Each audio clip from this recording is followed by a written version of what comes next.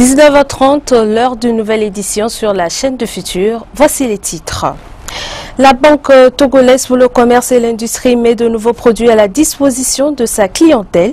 Il s'agit des produits Mastercard qui ont été présentés ce vendredi au cours d'une cérémonie de lancement. 14 juin, journée mondiale du don de sang. Le Togo n'est pas resté en marge des célébrations. Une campagne de collecte de sang a été organisée ce samedi. Et puis, Nana Média Culture lance le concours annuel Message de Noël. Il s'agit de la 9e édition. Bonsoir à toutes et à tous. La Banque togolaise pour le commerce et l'industrie a présenté ce vendredi ses nouveaux produits Mastercard qu'elle met à la disposition de sa clientèle. Une cérémonie de lancement qui a également prêté le flanc à une présentation des partenaires Mastercard de la BTCI. Le compte rendu de cette cérémonie avec Ida Aziadouva et Hugues Atikou. Cette cérémonie, organisée à l'intention de la délégation Mastercard, annonce l'arrivée de nouveaux produits sur le marché bancaire. Il s'agit des cartes Mastercard, qui sont des solutions de paiement électronique permettant aux clients d'effectuer les transactions bancaires en tout lieu et à n'importe quel moment. Aujourd'hui, à travers cette annonce ou cet événement-là, on annonce l'ouverture d'un réseau de 20 GAB de la BTCI d'une centaine de TPE commerçants à l'acceptation des cartes Mastercard. Comme ça, en fait, les voyageurs, les touristes qui ont des cartes Mastercard ou les hommes d'affaires qui ont des cartes Mastercard à travers le monde, qui sont de passage ou de visite au Togo, leurs cartes sont acceptées. Et on est fiers en tout cas de cette réussite qui s'inscrit dans notre effort d'extension de notre réseau d'acceptation en Afrique. Avec 2 milliards de personnes utilisant les cartes Mastercard, le nouveau produit offre une multitude de choix en matière de moyens de paiement. Pour la BTCI, ce partenariat avec Mastercard est plus que stratégique. Désormais, la BTCI donne la possibilité à tous ceux qui sont porteurs des cartes Mastercard de venir au Togo et de transiger sans problème. Donc pour nous, c'est d'abord un avantage commercial et ensuite un avantage stratégique, puisque nous nous repositionnons en tant que partenaire direct de Mastercard, ce qui, pour nous, constitue un grand avantage. La cérémonie de lancement des nouveaux produits de la Banque togolaise pour le commerce et l'industrie est suivie d'un cocktail organisé en l'honneur des partenaires Mastercard de cette institution. La MUDED a tenu ce samedi sa 7e assemblée générale. Les membres de la mutuelle de crédit ont, au cours de cette assise, fait le bilan des activités et présenté les différents rapports financiers de l'exercice 2012. Cassandra Anaoui. Cette assemblée générale ordinaire est la 7e du genre qu'organise la mutuelle pour le développement de l'épargne et du crédit comme DEDJI. C'est l'occasion pour les premiers responsables de la MUDEC de rendre compte de la gestion de l'institution au cours de l'année écoulée. Un bilan jugé dans l'ensemble satisfaisant. Le bilan de l'année 2013 est positif. C'est un bilan financier positif et aussi un bilan social positif, d'autant plus que la collaboration des membres a été efficace. Chaque membre aussi a travaillé pour l'évolution du sociétariat de l'institution. Donc nous pensons que de façon globale, le résultat est positif sur le plan social et financier, comme je venais de le dire. Le bilan présenté réjouit les membres de la MUDEC. Je place mon argent dans cette institution de microfinance et en retour, elle me fait profiter de ses services. Je pense que la MUDEC est une bonne institution de microfinance. Je suis satisfaite des services qu'offre notre microfinance. Elle nous accorde toujours le crédit souhaité. Avis aux potentiels abonnés de s'inscrire à la MUDEC. La MUDEC met à la disposition des épargnants un nouveau produit, la part sociale exceptionnelle. Cela va permettre à chaque membre de pouvoir développer sa part sociale et de bénéficier des intérêts sur cette part. Une innovation qui vient compléter la longue liste des nombreux produits de la mutuelle.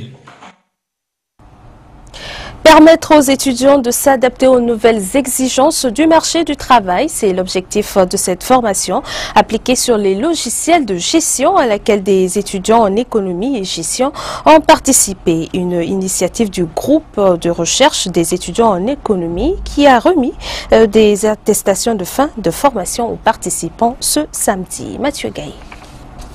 Ils sont 154 étudiants de la faculté des sciences économiques et de gestion à participer à cette formation qui a couvert la période de mars au mois de mai dernier. Ils ont été formés sur certains logiciels comme Sahari, des logiciels qui les aideront sur le marché de l'emploi. L'initiative est du groupe de recherche des étudiants en économie avec l'appui du centre de formation en informatique et de gestion appliquée.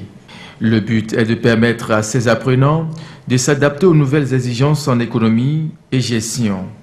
Cette formation s'adresse particulièrement aux étudiants inscrits en gestion. Et l'objectif, c'est de permettre une facilité d'insertion de ces étudiants sur le marché de l'emploi, de leur permettre de se valoriser sur le marché de l'emploi, de leur permettre d'émettre des idées d'entrepreneuriat, telles que le montage des petits cabinets pour gérer des petites comptabilités. Voilà. Un autre objectif sur le plan personnel, c'est de permettre aux étudiants de pouvoir contrôler et gérer leurs propres affaires. Pour les récipiendaires, cette formation vient renforcer leurs compétences pour une mise en application des cours théoriques reçus.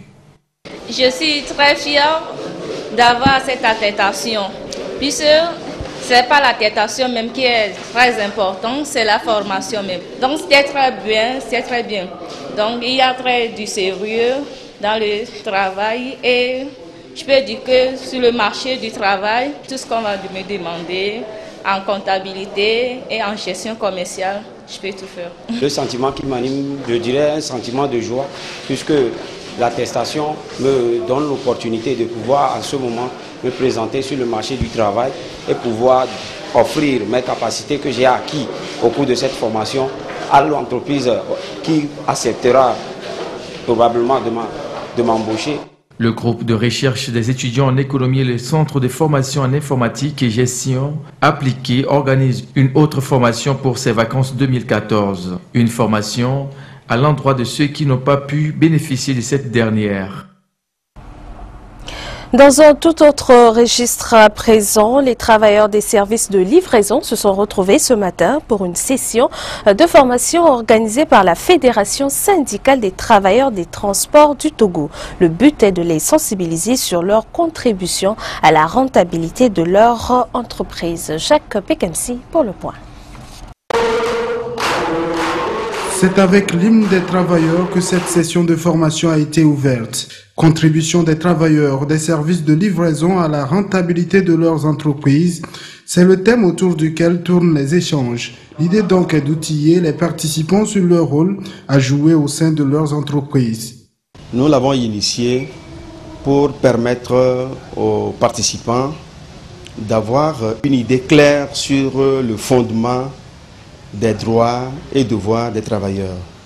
Également, pour leur permettre de connaître la typologie de nos droits, la typologie de nos devoirs, afin qu'au retour sur le lieu de travail, qu'ils mettent en application et surtout qu'ils arrivent à exécuter convenablement la mission pour laquelle ils ont été recrutés.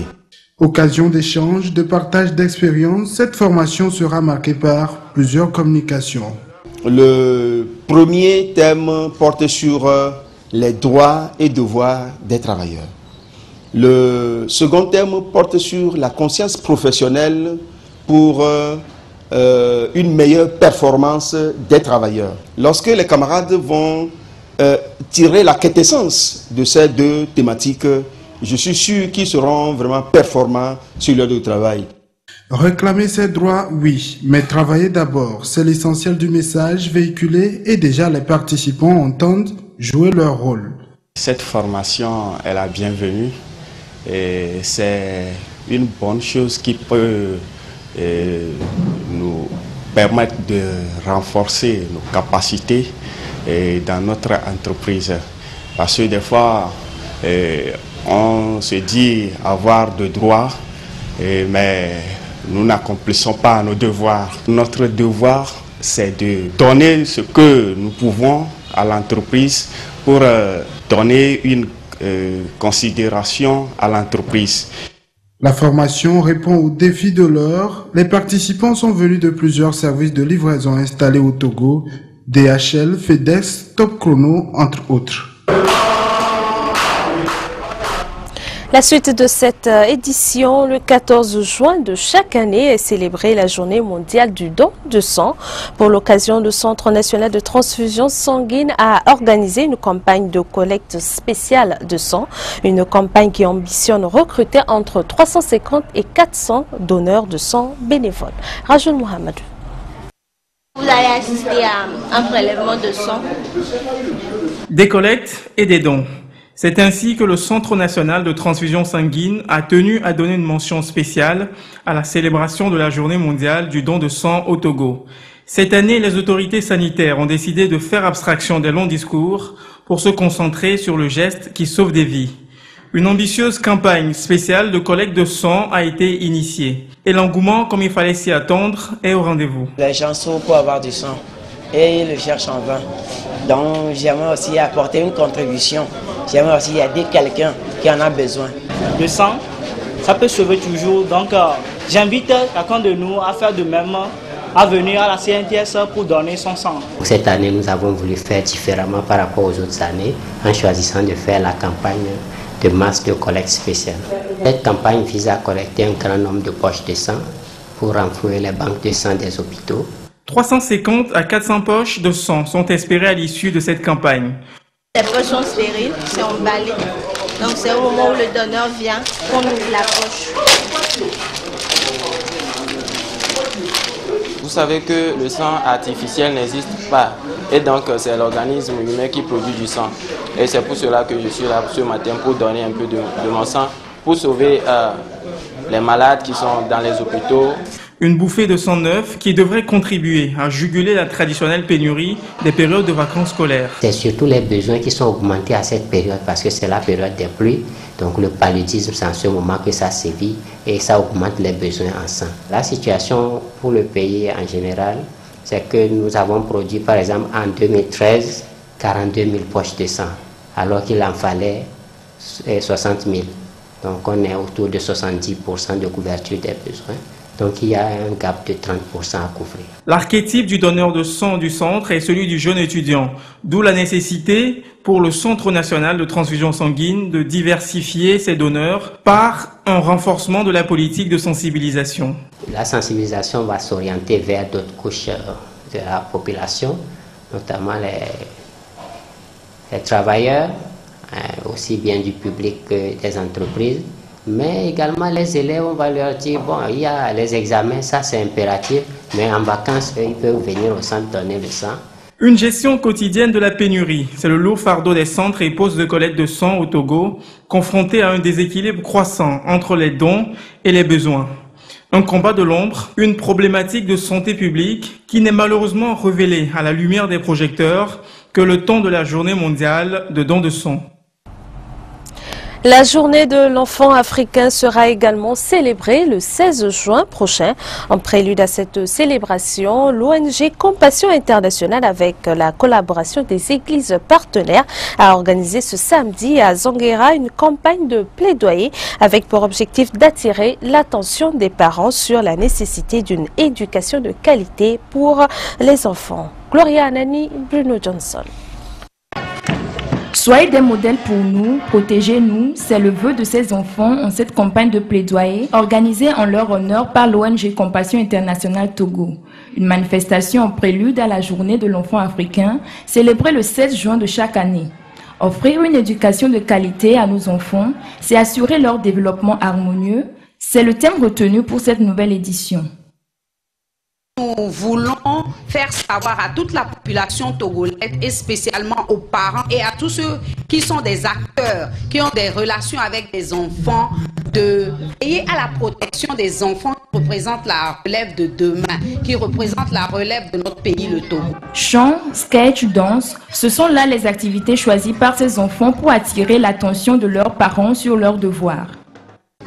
Aujourd'hui, on veut à l'endroit de nos parents de cesser de nous maltraiter, de cesser de nous protéger contre tous les sortes d'abus que ce soit. Pour l'éducation en plus, pour l'école, de laisser aller plus loin, aller fréquenter plus loin. Compassion Internationale intervient dans plusieurs domaines liés à l'épanouissement de l'enfant, ceci pour accompagner le gouvernement dans les actions qu'il mène dans le domaine de l'éducation. Le gouvernement ne lésine pas.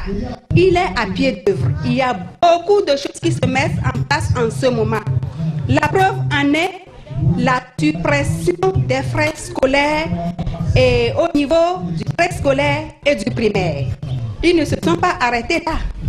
Avec le projet PERI, la Banque mondiale, on est en train de construire près de 600 salles de classe qui sont déjà mises en place. L'ONG Compassion Internationale a commencé ses activités en 2008 au Togo et a à ce jour plus de 2500 enfants enregistrés en projet, ceci dans le but de délivrer les enfants de la pauvreté en leur assurant une éducation de qualité. On en vient au Sweden Ghana Medical Center qui a été présenté au corps médical de Lomé. Il s'agit d'un centre spécialisé dans le traitement des cancers basé à Accra au Ghana. Le corps médical a été informé pour une meilleure orientation des malades dans la sous-région. Cassandra Anaoui. C'est une lueur d'espoir pour tous les malades cancéreux de la sous-région ouest africaine. Le SGMC ici présenté est un centre médical de pointe privé basé à Accra au Ghana, établi pour pouvoir des traitements de toutes sortes de cancers grâce aux technologies de pointe. Cette conférence de presse a pour objet de présenter ce centre au corps médical togolais afin que ces derniers informent du mieux leurs patients et les orientent vers une meilleure prise en charge. Centre d'oncologie d'Accra, un centre qui est initié par la Suède et le Ghana. Donc c'est un centre qui prend en charge les cancers, disons comme ça pour les populations. Les cancers, c'est un centre de pointe. Nous envoyons souvent les malades, mais les malades, parce qu'il y a un obstacle de langue, il n'y a pas suffisamment d'informations qu'on leur donne avant qu'ils n'aillent. Ils vont au Ghana 3, 4, 5 fois avant d'avoir la bonne information. Et ça leur coûte cher et ça les démotive. Donc, le centre a voulu venir au Togo, nous informer, nous dire ce qu'ils font, à quel coût et quelles sont les conditions d'accès à ce centre. Le Sweden Ghana Medical Center apporte la solution à toutes sortes de cancers vite détectés par le corps médical grâce à des installations ultramodernes. Les avantages de ce centre, c'est un centre complet où il y a la chimiothérapie, la radiothérapie, il y a un centre de diagnostic, un centre de conseil. C'est une prise en charge globale. Donc, vous avez attendu tout à l'heure, ils ont un domaine de près de 30 hectares avec 3 étapes. La première étape, il y a des équipements de pointe. Ils nous ont dit ils ont des spécialistes de 7 nationalités, des Suédois, des Nigérians, des Australiens, des Ghanéens. On veut que des Togolais aussi soient dans le groupe. Pour le corps médical, ce centre va contribuer au développement et à l'amélioration des traitements du cancer dans la sous-région. La radiothérapie est une partie du traitement et cette partie-là est incontournable. Et au Togo, nous n'avons pas de centre de radiothérapie et nous sommes obligés d'envoyer nos malades au Ghana. Maintenant que nous avons un centre privé, ils ont bien organisé la prise en charge, mais seulement c'est le prix. Nous avons commencé déjà à envoyer des malades. Les malades sont revenus satisfaits. Le SGMC est créé en 2007 et a pour vision de devenir un centre de référence en matière de traitement de cancer. Environnement, dans ce journal, le Centre de développement des enfants Pénuel était en activité de salubrité publique ce samedi. Une activité pour contribuer au développement communautaire et sensibiliser la population sur l'utilité de la protection de l'environnement. Hugues Atiko, Carole Viago. Pour un environnement propre et sain, le Centre de développement des enfants Pénuel, sous l'égide de l'église méthodiste du Togo, a effectué ce samedi une activité de salubrité publique sur le tronçon du marché de Nukafu. Un geste qui s'inscrit dans la continuité de la célébration de la journée mondiale contre le travail des enfants. Ceci vise à faire de ce marché un lieu propre. Nous avons choisi le marché de Nukafu parce que c'est un lieu névralgique, un lieu de rencontre et d'échange. Donc c'est un lieu où nous pouvons passer une information, l'information de la protection de l'environnement. Ce centre qui a pour mission de venir en aide aux enfants démunis veut surtout apporter tout le confort nécessaire à ces tout-petits. Le centre de développement des enfants Pénuel a pour objectif de délivrer les enfants de la pauvreté sous toutes ses formes. Quand nous parlons de pauvreté, nous le comprenons dans 4 domaines. Pauvreté spirituelle, pauvreté physique, pauvreté cognitive et pauvreté socio-émotionnelle. Cette activité a été couplée de la mise en terre d'un plomb d'arbre et d'un don d'une poubelle au marché de Nukafu. Un gel de cœur salué à juste titre par les bénéficiaires.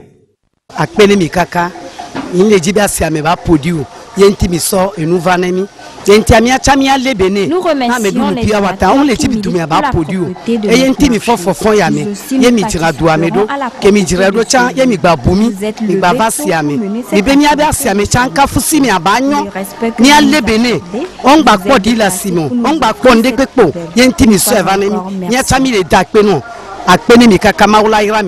de Infatigable, le Centre de développement des enfants Pénuel ne cessera de multiplier ses actions humanitaires à l'endroit des enfants démunis.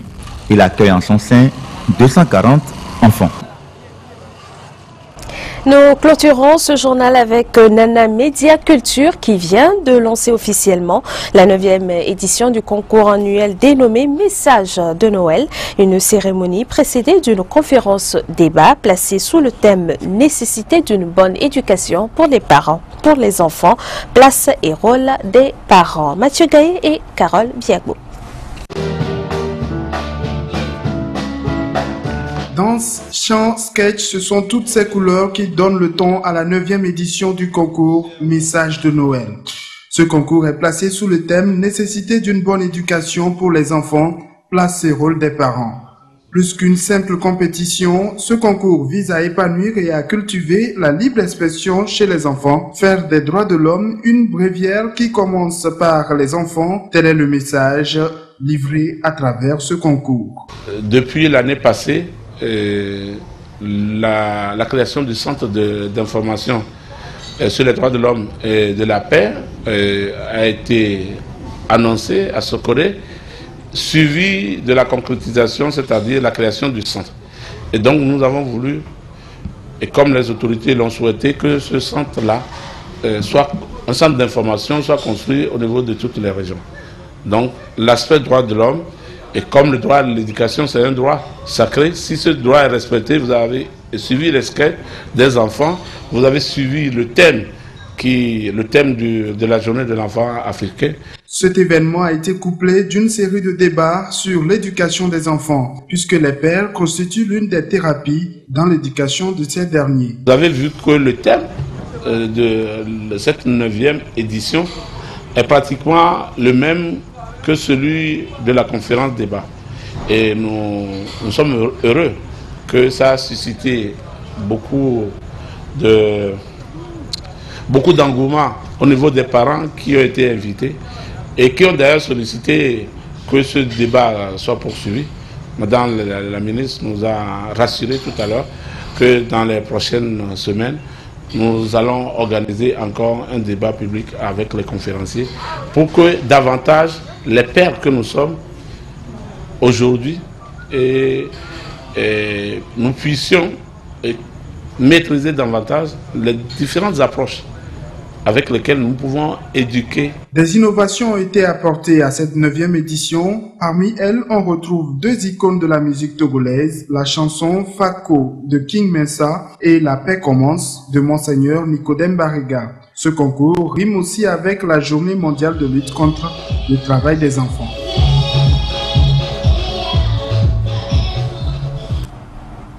C'est la fin de ce journal. Je vous retrouve demain pour une nouvelle édition. Au revoir.